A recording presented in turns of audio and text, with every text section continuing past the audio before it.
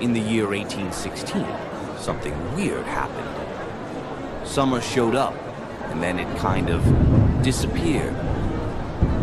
People expected warm days. They got cold wind, dark skies, and even frost. Imagine wearing your winter coat in the middle of summer. This is the story of the year without a summer. To understand it, we have to travel far away. Not to a castle, not to a war, but to a place near Indonesia. A place with a big mountain that looked peaceful, until it wasn't. The mountain's name was Tambora. Before the disaster, people lived nearby, worked, fished, and farmed. The mountain stood there like it always had. Quiet, huge, and dangerous. In April 1815, Tambora erupted. This wasn't a normal eruption. It was massive. The sky lit up. Ash blasted upward. People far away heard booms like thunder for days. It was one of the biggest eruptions in human history. Here's the key part. The eruption didn't just throw out ash. It also threw out gases that turned into tiny particles in the sky. Think of it like a giant invisible blanket. Not a warm blanket. A weird blanket that blocks some sunlight. These particles spread around the world. They floated high above the clouds. And when sunlight tried to reach the ground, some of it got bounced away. Less sunlight reaching Earth can mean cooler weather. And by the next year, the planet felt it. People noticed strange skies. Sunsets looked extra red and dramatic. The air felt different, like the world was holding its breath. But most people didn't know why. They just knew something was off. Now we jump to 1816. In places like North America and Europe, warm days didn't behave normally. Some mornings had frost during months that should be sunny. Frost can kill young plants, and farms depend on plants.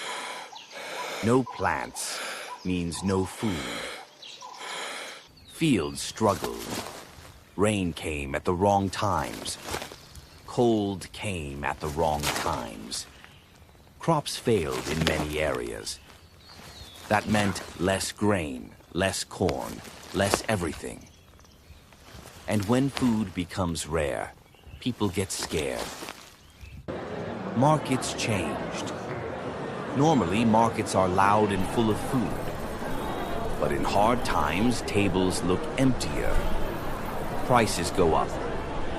Families count coins more carefully. And some people simply can't afford enough to eat.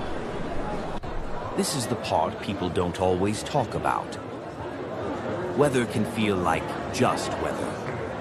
But weather controls food. And food controls how safe life feels. In 1816, many communities faced hunger and stress. It was not a movie. It was real.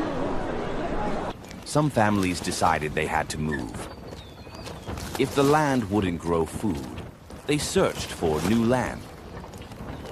That meant long journeys, wagons, muddy roads, uncertainty.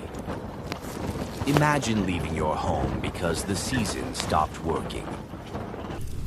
And here's a surprising twist.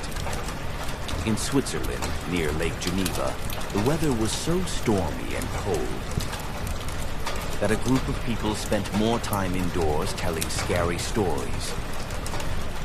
One of those story nights helped inspire a famous monster story later. When the world outside feels dark, people create stories in the dark too. Across many places, The summer felt wrong. Rain, cold, clouds, again and again.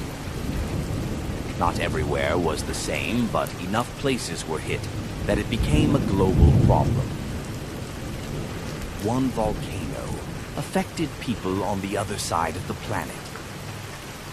The good news is, the sky doesn't stay changed forever.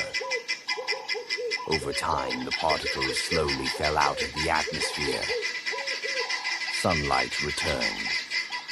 Weather patterns slowly recovered. But for many families, the damage of that year lasted longer than the cold itself. Today, scientists study events like this to understand how Earth works. They look at ice cores, old records, and chemistry in the air. Because this story teaches one big lesson: our planet is connected. A mountain on one island can change weather across oceans. And when nature changes the rules, humans have to adapt. If you want another true history moment like this, tell me the next topic, and we'll build video number 2.